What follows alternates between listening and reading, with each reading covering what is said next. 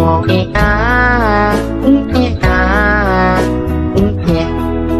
been a really, really messed up week. Some days torture, some days better. La la la, la la la. Nah, karena penasaran, Nenek Si pun langsung mendongakkan lagi kepalanya nih untuk nengok ke arah si kelambu itu. Betul aja, Wak. Pas noleh ke sana ada sepasang tangan yang bergerak-gerak dan membentuk sebuah bayangan dari dekat apa tuh, dekat kelambu. Hey, wassalamualaikum warahmatullahi wabarakatuh. Terima kasih sudah klik video ini. Oke, Wak, jadi di malam Jumat ini aku akan kembali lagi dengan membawakan cerita yang sangat kalian tunggu-tunggu, yaitu KHW, Wak. Nah, ini buat kalian yang baru subscribe channel aku atau nggak sengaja singgah ke sini nih, aku mau ngucapin selamat datang. Aku Nadia Omara. Di channel ini aku akan upload video 4 kali seminggu di hari Selasa, Kamis, Sabtu, dan juga Minggu. Selain menceritakan kisah horor, Wak, aku juga akan menceritakan kisah kriminal, kisah sejarah, kisah biografi, sampai ke kisah-kisah Islam pun aku ceritakan. Main-main juga lah ya nanti kalian ya di video-video aku yang lain. Gak kalah seru kok sama video KHW ini. Nah, karena hari ini hari Kamis, jadi saatnya aku akan menceritakan KHW atau kisah horor Wawa. Nah, kalau di episode kemarin atau di minggu kemarin aku sudah bercerita tentang kejadian horor yang menimpa seorang wanita karena terikat sumpah secara gaib dengan kekasihnya, Wak. Di episode malam ini aku akan menceritakan satu kisah yang gak kalah epic, Wak, yaitu tentang teror mistis yang menimpa Wawa dan juga keluarga besarnya. Nah, teror ini, Wak, terjadi setelah ada salah satu anggota keluarga mereka yang meninggal dunia, Wak. Dan yang membuat kisah ini tuh semakin menyeramkan lagi, orang yang meninggal ini arwahnya tuh gentayangan gara-gara dia pernah melakukan suatu dosa besar tanpa disengaja. Dan mirisnya, Wak, dosa besar ini sebetulnya dilakukan sama orang lain tanpa sepengetahuan si yang bersangkutan ini. Jadi si arwah gentayangan ini nggak tahu kalau ada sesuatu yang lagi nggak beres sama jenazahnya. Penasaran gimana kisah selengkapnya? Jadi tanpa berlama-lama kita langsung masuk aja ke ceritanya, Wak, ya. Check it out.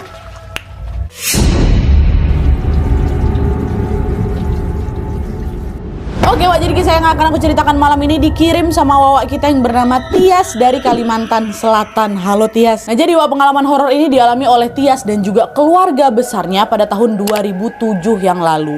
Dan sebelum masuk ke kisahnya, Wak, biar mudah dipahami nih, aku mau jelasin dulu tentang latar belakangnya si keluarga Tias ini, Wak, ya. Nah, jadi, Wak, Tias ini mempunyai keluarga besar yang tinggal di beberapa rumah yang berbeda-beda. Rumah pertama ini dihuni sama keluarga intinya Tias. Ada Tias, ada bapaknya namanya Pak Haji, terus ada ibunya namanya Bu Suri, ada adiknya yang namanya Restu. Nah, terus ada lagi nih neneknya Tias dari pihak mamanya atau dari pihak Bu Suri yang bernama Nenek Mina, ya, berlima di dalam rumah pertama. Sementara itu di rumah kedua ada kakek dan nenek buyutnya Tias. Jadi orang tua dari Nek Mina. Nah, kakek buyutnya dikenal dengan nama Datu Laki, sementara nenek buyutnya dikenal dengan nama Datu Bini. Oke. Nah, di rumah kedua ini atau di rumah Datu Laki sama Datu Bini ini, Wak, lokasinya pas sekali berada di belakang rumahnya Tias dan cuma dipisahkan sama sebuah dinding pembatas saja. Jadi macam satu rumah yang dibagi jadi dua gitu ya. Nah, lalu rumah ketiga sampai ke seterusnya adalah rumah anak-anaknya dari si Datu Bini sama Datu Laki, Wak. Dan Datu Laki sama Datu Bini ini dikaruniai 10 orang anak. Ini banyak nih, Wak, namanya. Yang pertama tuh ada anak pertamanya namanya Nek Ifah, anak kedua namanya Nek Yanti, anak ketiga namanya Nek Mina atau neneknya Tias yang tinggal di rumah pertama itu. Terus anak keempat namanya Kakek Anang, anak kelima namanya Kakek Leha, terus yang keenam namanya Nenek Ningsih. Terus anak yang ke-10 namanya Nenek Asa. Nah, by the way, anak ke-7, 8, 9 yang mana Nadia? Yang 7, 8, 9 udah meninggal, Wak, waktu kejadian ini. Makanya yang aku sebutkan di sini tuh yang masih ada pada saat kejadian ini berlangsungnya gitu. Nah, semua nenek sama kakek yang aku sebutkan tadi tuh, Wak, tinggal itu di rumah yang berbeda-beda, tapi masih di lingkungan yang sama dengan rumahnya si Tias gitu ya. Jadi di rumah satu ini ada keluarga intinya Tias ditambah sama neneknya Nek Mina. Terus di rumah kedua inilah rumah induk macam rumah Datu Bini sama rumah Datu Laki. Terus rumah ketiga dan seterusnya itulah rumah nenek-neneknya Tias yang lain. Itu ya, paham ya? Nah, lanjut. Jadi pada masa itu, Wak, Datu Bini atau nenek buyutnya Tias ini udah sepuh kali memang dan sudah menderita pikun. Selain pikun, Wak, Datu Bini ini juga udah nggak bisa jalan dengan normal. Alhasil setiap kali ingin berpindah tempat nih, mohon maaf ya, Datu Bini ini cuma bisa ngesot aja, ngesot. Tapi untungnya nenek Mina atau neneknya Tias ini pada saat itu masih sehat bugar, Wak, dan selalu sigap membantu aktivitas ibunya, yaitu si Datu Bini ini. Nah, pada suatu hari nenek Mina ini nggak sengaja nengok mamanya atau Datu Bini ini lagi pipis, Wak, lagi buang air kecil di ruang tamu. Nggak cuma itu aja, udah setelah pipis Datu Bini ini macam dimain-mainkannya loh bekas pipis ya tuh sambil ketawa. Waktu nengok itu, Wak, nenek Mina ini masih berusaha memaklumi lah, karena sejauh yang dia tahu semakin tua umur seseorang kan pikiran sama tingkah lakunya kan bakal kembali seperti anak kecil lagi, katanya kayak gitu ya kan, makanya dia masih maklum-maklum aja. Nah, kejadian Datu Bini suka pipis sembarangan ini, Wak, nggak cuma terjadi sekali dua kali aja, melainkan juga beberapa kali sampai ngebikin Tias sama keluarga besarnya itu udah terbiasa sama bau pesing yang ada dekat rumahnya Datu Bini itu. Cuman di saat banyak orang berusaha memaklumi kondisi dari Datu Bini, Wak, Datu laki atau suaminya Datu Bini ini justru bersikap sebaliknya. Dia sering tuh, Wak, marah-marah setiap kali nengok istri yang pipis sembarangan gitu. Dan by the way juga ya, pada masa itu kondisi fisiknya Datu laki ini berbanding terbalik kali sama Datu Bini istrinya, Wak. Di usia udah nggak muda itu, Datu laki ini masih kelihatan gagah kali, badannya tegap, dan dia ini juga selalu memperhatikan penampilannya. Setiap kali dia pergi ke masjid nih, Wak, ya, Datu laki ini selalu pakai macam jubah, macam jas alma mater itu warna hitam dengan lengkap, pakai jam tangan, pokok modis kali lah kakek buyut aku tuh. Nah, hal itu dilakukan bukan tanpa alasan, Wak, karena memang di kampung tempat mereka tinggal itu si Datu laki ini dikenal sebagai orang yang sangat rajin beribadah dan juga disegani lah gitu sama masyarakat sekitar. Itulah kenapa si Datu laki ini selalu menjaga penampilannya gitu ya. Nah, itulah tadi sekilas tentang si Datu laki. Nah, sekarang kita balik lagi nih ke kisahnya si Datu Bini ini. Nah, pada saat itu, Wak, Datu Bini ini sudah menderita pikun selama beberapa tahun lamanya. Sampai akhirnya tibalah masa di mana Datu Bini ini sakit keras, Wak, dan dia udah nggak bisa lagi ninggalin tempat tidurnya. Nah, melihat sang ibu sudah jatuh sesakit ini, Wak, sore itu anak-anak kayak Datu Bini itu mulai dari Nenek Ivana yang pertama ini sampai ke Nenek Asa bersama cucu-cucu mereka ini, pokoknya semua keluarga besar lah, langsunglah kumpul di rumah induk atau di rumahnya Datu Bini. Nah, nggak lama setelah keluarganya ini ngumpul, kondisi Datu Bini pun semakin menurun lagi, Wak. Di titik ini Datu Bini tuh udah nggak bisa diajak berkomunikasi lagi, macam udah kehilangan kesadaran gitu lah, Wak. Di situ keluarga Tias pun baru sadar kalau Datu Bini sedang mengalami sakratul maut. Dan juga nih mohon maaf nih kata Tias nih, Wak, ya, proses sakratul maut Datu Bini ini bisa dibilang agak susah, Nat, katanya. Waktu itu mulut Datu Bini itu terbuka lebar, Wak, matanya melotot, napasnya cepat gitu loh, dan macam terdengar ada suara ngerok-ngerok dari paru-parunya gitu. Nah, melihat itu Datu laki sang suami pun mendekati istrinya dan segera menuntun Datu Bini untuk bersyahadat. Dari raut wajahnya, Wak, sebenarnya Datu Bini itu terlihat sudah berusaha untuk ngucapin syahadat gitu loh, Nat. Tapi entah kenapa waktu dituntun, makin dituntun, Wak, Datu Bini itu kelihatan makin susah buat ngucapin syahadat itu. Gak nyerah di situ aja, Datu laki ini pun kembali berbisik lagi ke telinga istrinya. Ayo, Bu, ikutin Bapak. Ucapkan pelan-pelan. La ilaha illallah, kata suaminya kan. Tapi lagi-lagi respon Datu Bini masih sama aja. Nggak bisa, nggak ada sepatah kata apapun keluar dari mulut nenek aku tuh, Nat. Di momen itu kelihatan Datu laki itu betul sedih kali. Sekaligus juga dia macam malu gitu loh, Wak, sama anak dan cucunya yang lagi berkumpul semua di situ. Dia jadi ngebatin lah mungkin kan. Aku ini orang yang cukup disegani loh, terutama juga dalam urusan agama. Tapi kenapa istriku nggak bisa ngucap syahadat? Dengan perasaan yang campur aduk, Datu laki pun berbisik lagi lah ke Datu Bini. Bu, ayo, Bu, ucapin syahadat, Bu. Jangan bikin malu Bapak. Banyak ngeliatin ibu lo di sini. Kata si Bapak udah mulai agak tinggi tuh, Nat, suara Datu laki. Dan tepat setelah mengucapkan hal itu, Datu Bini tiba-tiba menghembuskan nafas terakhirnya, Wak. Kepergian Datu Bini pun langsung membuat tangis keluarga yang ada di situ pecah semua. Semua yang ada di sana meratapilah itu kepergian Datu Bini dengan saling berpelukan dan juga memeluk jasad Datu Bini. Ibu bangun, nenek. Oh, semua pada berpeluk-peluk lah kayak gitu. Ya kan?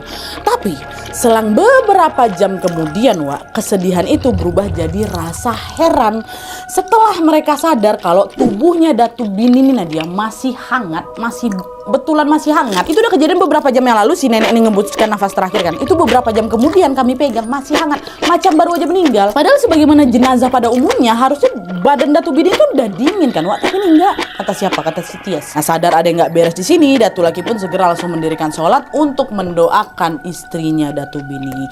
Gak cuma itu aja, Wak, Datu laki ini juga menyiapkan segelas air yang sudah didoakan, dan air itu pun kemudian diusapkanlah ke jenazahnya Datu Bini. Nah, anehnya tepat setelah terkena air doa dari suaminya ini, jenazah Datu Bini mendadak langsung berubah dingin, udah nggak sehangat tadi. Nggak lama setelah itu jenazah Datu Bini pun langsunglah dipindahkan di atas ranjang berkelambu yang ada di ruang tamu Wak, untuk didoain. Dan by the way ini kata Tias ya, waktu itu Datu Bini itu memang nggak langsung dimakamkan di hari itu Wak, karena sebagaimana kebiasaan masyarakat kami di sana Nadia, kalau misalnya ada orang yang meninggal dunia pada sore hari, ini sore hari kejadiannya Wak, jenazah tuh baru akan dimakamkan besok paginya. Jadi sepanjang malam itu wah, jenazah Datu Bini itu ya utuhlah disemayamkan di rumahnya. Awalnya nggak ada sesuatu yang aneh di situ memang, tapi selang beberapa saat kemudian Wak, mulai ada nih rentetan kejadian mistis yang dialami oleh hampir seluruh keluarga besarnya Tias. Wah, ini udah mulai di teror. Nah jadi setelah jenazah Datu Bini itu dipindahkan, disemayamkan, seperti hal yang biasa dikerjakan oleh keluarga dan juga warga kampung, beberapa orang pun mulai membacakan surat Yasin di samping jenazahnya Datu Bini ya kan Wak.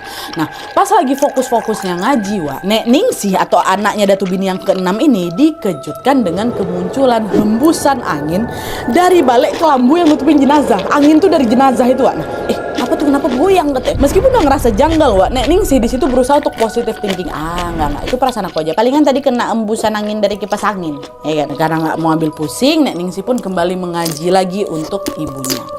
Nah, selang beberapa saat kemudian, ujung matanya Nek Ningsih nggak sengaja Wak ngeliat ada sesuatu yang bergerak-gerak dari balik kelambunya jenazah.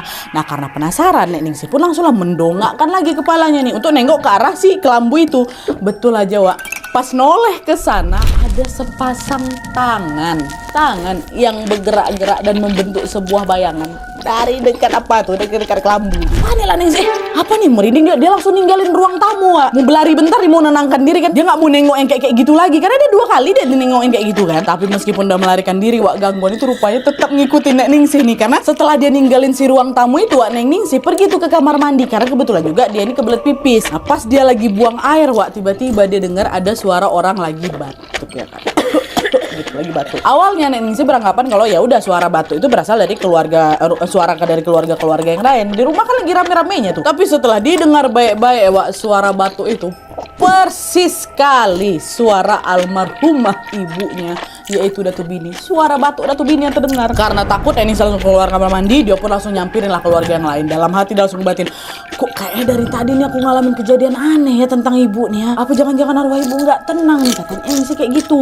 Tapi karena dia juga nggak mau berpikiran negatif secara mamanya baru meninggal kan Wak, Nek Ningsih pun mengabaikan keanehan itu dan kembali lagi fokus untuk mendoakan ibunya di ruang tamu. Dah, itu yang pertama dialami sama Nek Ningsih beberapa saat setelah Datu Bini meninggal. Terus selain Nek Ningsih Wak, Nenek Mina atau neneknya Tias Wawa kita ini juga mengalami teror yang nggak kalah ngeri juga di hari itu. Jadi ceritanya malam itu masih di hari yang sama nih Wak ya, Nenek Mina ini lagi sibuk memasak hidangan untuk keluarga yang datang melayat Wak. Nah pas dia lagi masak, tiba-tiba Nek Mina ini dengar ada suara orang lagi nebang pohon di kebun belakang rumah tuh. By the way juga kebun belakang tuh lokasinya betulan mepet sebelahan sama dapur Wak ya. Nah waktu itu Nenek Mina ini menganggap kalau yang lagi nebang pohon itu ponakannya namanya Salman. Memang dia suka nebang pohon. Nah bang tang gitu kan, karena dia ngerasa keganggu, Nek Mina pun negur lah si Salman ini sambil teriak di tempat, Salman sambil masakan, Salman ngapain kau nebang-nebang pohon malam-malam kayak gini? Udah tahu orang lagi pada ngelayat malah nebang pohon kau, katanya. Jadi di situ tuh Nek Mina nggak ngampirin Salman Wak, masih tetap masak di situ, dia teriak aja. Tapi udah diteriakin kayak gitu nggak ada jawaban Wak dari Salman. Yang ada malah suara nebang pohon tuh makin kedengar kencang lagi. Nah kesal omongannya nggak didengar, Nek Mina pun kembali menegur si Salman dengan suara yang lebih kencang lagi. Salman, kau bisa diam nggak sih? Lu tahu situasi lagi kayak gini, berani-beraninya kau bikin ribut-ribut, kata siapa, kata Nek Mina lagi marah. Nah tepat setelah Nek Mina negur Wak, tiba-tiba Salman datang memang ke ruang tamu, tapi dari arah dapur, bukan dari arah kebun. Salman nanya, ngapa nih nenek teriak-teriak manggil-manggil aku? Loh kok datang dari sana? Bukan aku lagi nebang pohon di kebun ya? Enggak, dari tadi aku ngaji di depan. Lo ngapain juga aku nebang pohon malam-malam? Di kebun juga nggak ada orang kok, Nek, semua lagi ngumpul di depan, kata si Salman kayak gitu. Jawaban si Salman tuh langsung bikin Nek Mina merinding Wak. Dan betul waktu dia ngecek ke arah sumber suara which is dekat kebun itu memang betulan nggak ada siapa-siapa yang lagi nebang pohon tuh, bahkan tebangan pohonnya nggak ada. Padahal suaranya tadi jelas sekali dari situ Wak. Nah karena nggak mau ambil pusing, Nek Mina pun mengabaikan lagi hal itu dan dia balik lagi masak ya. Nah selain Nek Mina sama Nek Ningsih tadi Wak, teror mistis juga menghantui keluarga-keluarga Tias yang lain, dan kali ini yang dihantui adalah neneknya Tias dari pihak bapaknya atau dari pihak Pak Aji, namanya ini Nenek Sugi. Jadi ceritanya malam itu Nenek Sugi juga datang lah kan ke rumah Datu Bini, secara kan besannya kan untuk melayat. Nah selesai melayat, Nenek Sugi ini memilih untuk menginap di rumahnya Tias. Gara-gara udah malam dia nggak mau balik ke rumah. Nah waktu itu Nek Sugi ini tidur di kamarnya Restu, adiknya si Tias, dan dia menempati sebuah ranjang, memang ada kelambunya Wak ya. Tidurlah di situ Nenek Sugi. Awalnya semua berjalan normal-normal aja Wak. Tapi pas baru aja tidur, Nenek Sugi ini tiba-tiba dikejutkan dengan kemunculan sosok makhluk hitam yang tiba-tiba terjun Wak dari langit-langit ke kelambu itu. Apa namanya ini, menancap, menimpa, tapi nempel dekat dalam kelambu. Apa tuh kata si nenek kan? Belum sempat kekagetan itu mereda Wak, sosok yang ada dekat balik kelambu itu tiba-tiba turun dia ke lantai, terus berjalan ke samping ranjang, lalu berhenti di situ Wak sambil ngeliatin Nenek Sugi. Ngeliat penampakan seseram itu, Nenek Sugi pun langsung memejamkan mata sambil astagfirullahaladzim sambil doa-doa lah ya kan. Gak lama setelah berdoa, sosok itu pun akhirnya menghilang Wak dari hadapannya. Detik itu juga Nenek Sugi langsung keluar kamar dan dia memanggil anaknya, Haji, tolong ibu, ibu baru nengok hantu katanya. Hah? Hantu apa bu? Kata Pak Haji, udah datangkan hantu apa bu? Di rumah ini nggak ada hantu loh. Ada barusan ibu juga kaget, biasa juga nggak ada apa-apa di sini kan. Ibu takut nak, tadi dia tuh nempel di kelambu tuh nyamperin. Diceritalah semua sama si ibu itu. Ibu nggak mau lagi tidur di sini kata ibunya kan. Ya udah bu, tenang dulu ya udah. Ibu malam ini tidur bareng sama kita aja ya gitu kata Pak Haji. Udah lah tuh akhirnya malam itu Nadia Tias, Pak Haji, Bu Suri, mamanya ya kan, sama siapa, sama adiknya, sama si nenek ini juga tidurlah itu di satu kamar beramai-ramai. Untungnya juga setelah tidur ramai itu mereka sudah tidak mengalami kejanggalan apa-apa lagi tuh sampai pagi tiba. Ya, jadi di hari meninggalnya Nenek Sugi tuh 3 orang nih diganggu, Nek Mina, Nek Ningsih, sama Nenek Sugi. Terus besok paginya Wak, keluarga Tias pun disibukkan lah dengan upacara pemakaman Datu Bini. Pemakaman hari itu berjalan dengan lancar tanpa ada kendala sedikit pun juga. Tapi di malam harinya setelah Datu Bini dimakamkan, situasi di rumah anak-anaknya dimulai dari Nek Iva anak pertama itu sampai ke Nek Asa anak bungsunya ini, anak terakhir ya, tiba-tiba berubah mencekam di rumah mereka nih padahal Wak ya. Dan gak cuman itu aja, mereka juga mendengar ada banyak sekali suara-suara aneh yang berkaitan sama si Datu Bini Wak. Macam suara batuknya Datu Bini terdengar, suara Datu Bini nah itu terdengar juga, dan lain sebagainya. Adalah suara-suara mamanya. Nah khawatir gangguan itu makin ekstrim lagi, mereka kemudian beramai-ramai itu Nadia nginap semua di rumah aku kata si Tias. Semua si nenek-nenek semua nginap rumah dia. Tapi karena keterbatasan tempat, rumahku juga nggak besar-besar kali katanya. Mau nggak mau mereka pun rela tidur sempit-sempitan di ruang tamu. Pokoknya situasi malam tuh Nadia betul-betul macam tempat pengungsian dekat rumahku tuh, saking padatnya semua dan saking pada takut diganggu di rumah. Nah kenapa mereka pada rela sempit-sempitan dekat rumahnya Tias Wak, bukan di rumah-rumah yang lain? Karena waktu itu rumah Tias ini berdekatan sama rumahnya Datu Laki. Mereka mikir kayak gini, selama kita nggak jauh-jauh dari Datu Laki, insya Allah aman. Datu Laki kan ahli agama, nggak mungkin kita diganggu gitu. Kenapa nggak tidur dekat rumah Datu Laki aja? Makin takut mereka orang dengan suara Datu Bini itu ke rumah Datu Bini. Tapi untung betul pula Wak, selama nginap di dekat rumahnya Tias itu mereka udah nggak mendapat gangguan mistis lagi.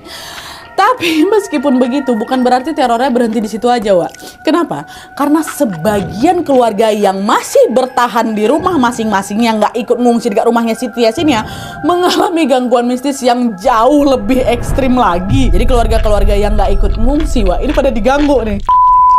Teror kali ini Wak dialami sama Nenek Yanti atau anak kedua dari Datu Bini. Nah ceritanya malam itu setelah sholat Isya Wak, Nenek Yanti ini masuklah ke dalam kamar untuk tidur. Nah pas udah tidur, Nenek Yanti tiba-tiba dengar ada suara orang yang manggil nama dia. Woi Yanti, Apa gitu? Nah karena kaget Nenek Yanti langsung refleks jawab, iya apa? Ada apa? Kata dia kayak gitu. Nah gak lama setelah ngejawab Wak, Nek Yanti ini baru sadar. Bentar dulu. Bentar. Suara yang manggil aku tuh kok kayak suara mamaku ya, kayak suara Datu Bini ya. Kata dia kayak gitu, aduh merinding aku, astagfirullahaladzim. Nah karena takut, Nek Yanti pun langsung Wak pergi meninggalkan kamar dan langsung melarikan dirinya ke rumah si Tias juga. Nah setelah Nek Yanti Wak, anaknya Nek Yanti yang namanya Om Fafa juga mengalami teror mistis. Jadi di malam itu juga nih Wak ya, masih di hari yang sama nih Wak ya, Om Fafa ini baru aja balik dari masjid.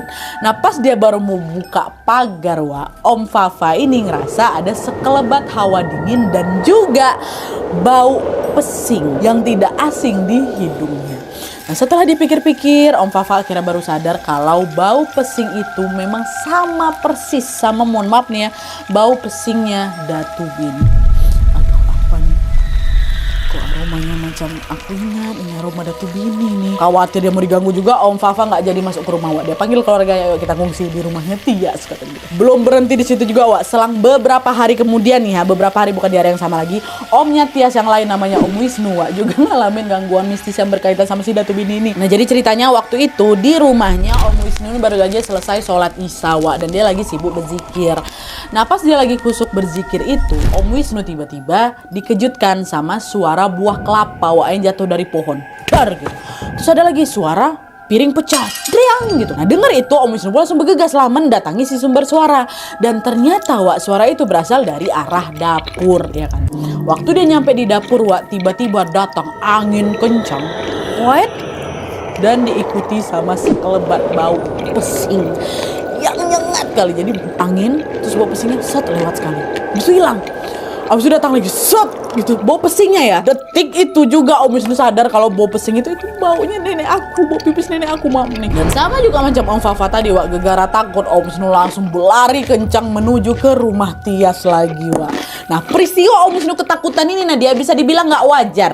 Kenapa?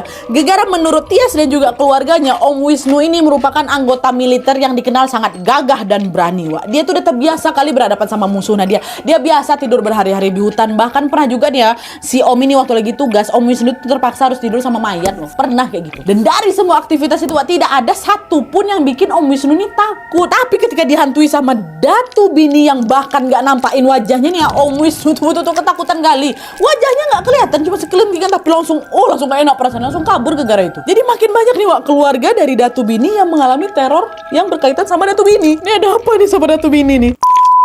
Singkat cerita, hari pun berganti tapi teror mistis terkait soal almarhumah Datu Bini ini juga belum mereda Wak. Dan parahnya lagi di titik ini keluarga si Tias ini udah gak cuma ngedengar suara aneh atau nyium bau pesing aja, tapi udah mulai di tahap ditampakin sosok yang menyerupai Datu Bini gitu Wak. Adalah sekelebat nengok, ada waktu lagi tidur macam nengok mama yang lagi berdiri depan aku kayak gitu lah Wak.